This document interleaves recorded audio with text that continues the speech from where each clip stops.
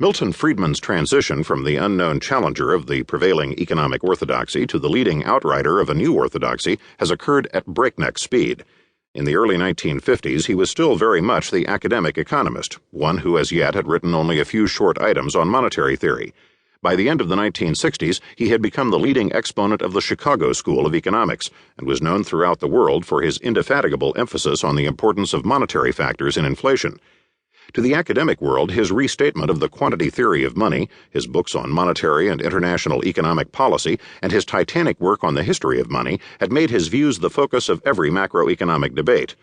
To the general public, he had become famous through his regular trenchant columns in Newsweek, his forthright economic advice to and criticism of leading politicians, and his uncompromising defense of the merits of the free market economic system. Friedman's rise was due in part to the speed with which the old economic orthodoxy failed after the Second World War. Expansionary policies that had been designed to stimulate a post-war economic recovery led instead to inflation, a result which was difficult to reconcile with the prevailing economic theories. Friedman's revival of an old notion that rising prices are the almost inevitable result of a large expansion of the quantity of money in circulation came just at the right time to establish itself as a new theoretical view that was at its strongest when explaining the very problems upon which the existing economics had begun to founder. However much Friedman's revival of the quantity theory of money had swung the academic debate in his direction during the 1950s and early 1960s, it still held little sway over the politicians or the monetary authorities themselves. Naturally cautious, they contented themselves with a patched-up version of the old ideas. It was perhaps the violence and swiftness with which the inflations of the early 1970s overtook a world without much belief in monetary policy that made the defectors to Friedman's ideas into the majority. This final development in particular was speeded up by Friedman's unquestioned artistry in promoting a cause. His ability to summarize the essentials of the quantity theory in a few short catchphrases and his direct and engaging way of arguing his case undoubtedly brought his theories to the widest possible audience. His popular articles and his defense of the market economy, capitalism, and freedom had already made his name well known. The success of his monetary theory and policy recommendations would certainly have been slower without them. For the few politicians and others who had not yet heard of him and his views, Friedman's 1979 book and worldwide television series Free to Choose must have made a large impact. It stands as a testament to his formidable persuasive powers.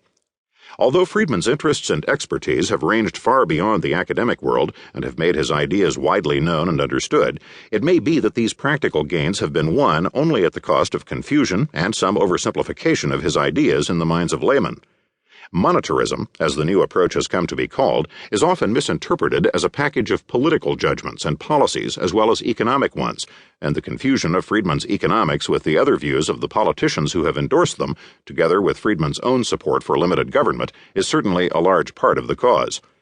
Professional economists are probably much less confused on the matter, but even so, his presence and, it must be said, his success as a promoter of ideas on the public stage have led many of Friedman's colleagues to downgrade his contribution as an academic economist.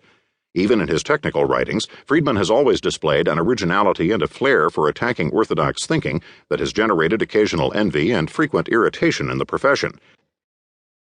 But his undoubted merit eventually prompted his fellows to elect him as president of the American Economic Association in 1967, an occasion which he characteristically used yet again to castigate the monetary authorities, although he had to wait another 9 years before his acceptability to the world's economics establishment was marked by the award of the Nobel Prize.